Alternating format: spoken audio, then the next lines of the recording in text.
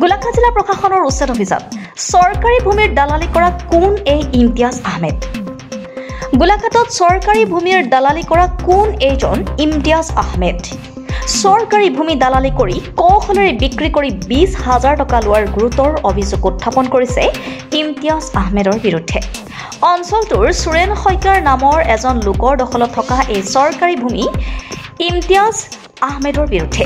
অঞ্চলটোৰ সুৰেন শইকীয়া নামৰ এজন লোকৰ দখলত থকা এই চৰকাৰী ভূমি ইমতিয়াজ আহমেদে দালালি কৰি এই সকল লোকক বিক্ৰী কৰাৰ গুৰুতৰ অভিযোগ উত্থাপন কৰিছে উচ্ছেদিত এইগৰাকী মহিলাই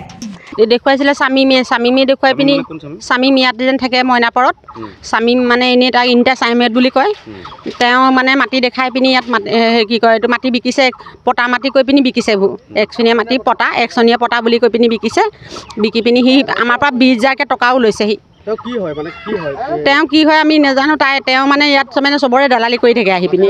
মাটি দালাল কৰি থাকে আহি পিনি সব সিয়ে ক'লে কৈ পিনি লাষ্টত সিয়ে মিয়ালিং বনালে আকৌ মাটিবিলাক বোলে আমাৰ পৰা খেদি পিনি আকৌ সি দখল কৰি আকৌ বিকিম বুলি তাৰমানে সেই তেনেকুৱা কৰি আছে আগতো তেনেকৈ দুঘৰ মানুহকো কৰিলে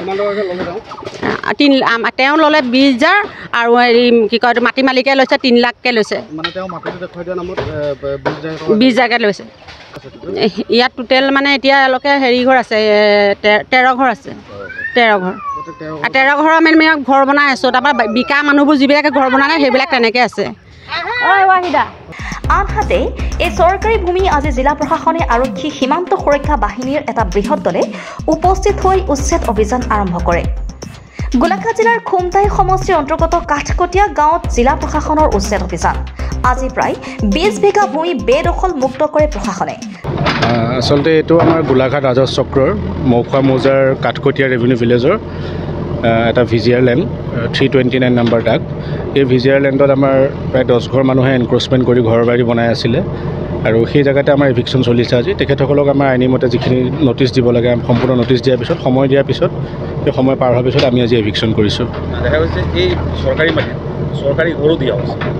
কেনেকৈ দিয়া হয় নাই চৰকাৰী মাটিত চৰকাৰী মাটি মানে কি এইটো আচলতে এটা ভিজিআৰ মাটি চৰকাৰী মাটিৰ বিভিন্ন ভাগ থাকে চৰকাৰী খাছ মাটি থাকে ভিজিআৰ থাকে বেলেগ ৰিজাৰ্ভেশ্যন থাকে এইটো ভিজিআৰ মাটি তেনেকুৱা একো হ'ব নোৱাৰে যদি কিবা হোৱা বুলি আপুনি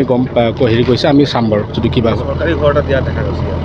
নাই আমাৰ নলেজত থকা মতে চৰকাৰী ঘৰ নহয় এইটো আৰু চৰকাৰী ঘৰ যদি হয় বুলি আপুনি কৈছে আমি বস্তুটো চাম বাৰু ভিজিআৰ মাটিত একচুৱেলি দিব নোৱাৰে এইটো 10 ঘৰ মানে 10 ঘৰ মানে একচুৱেলি ভিজিআৰ মাটিত কোনো মালিকী স্বত্ব নাথাকে আৰু চৰকাৰৰ ভিজিআৰ মাটি বিভিন্ন ক্ষেত্ৰত ব্যৱহাৰ কৰাৰ ক্ষেত্ৰত নিয়ম নীতি আছে আমাৰ সুপ্ৰিম কোৰ্টৰ ষ্ট্ৰিক্ট ডাইৰেকশ্যন আছে চৰকাৰৰ ডাইৰেকশ্যন আছে আমি সেইমতে এভিকশ্যন কৰিছোঁ আৰু তেনেকুৱা যদি কিবা আছে আমি নিশ্চয় চাম চৰকাৰী ভিজিআৰ ভূমিৰ পৰা একাংশ লোকে বেদখল কৰি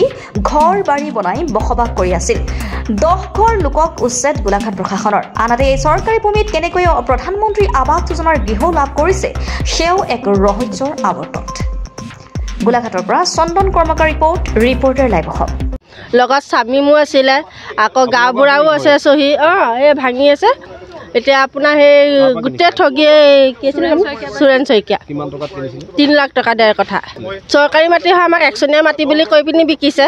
তাৰপিছত আমি সোধপোছ কৰি ল'লোঁ স্বামীমদাকো সোধপোছ কৰি ল'ব পাৰিবা বোলে ধুনীয়া মাটি বোলে লৈ লোৱা বোলে একচনীয়া মাটি হয় বোলে তাৰপিছত আকৌ গাঁওবুঢ়ায়ো কৈছে ল'ব পাৰিব বোলে এতিয়া গাঁওবুঢ়ায়ো খবৰ এটা নাই কৰা তেখেতো আহিছে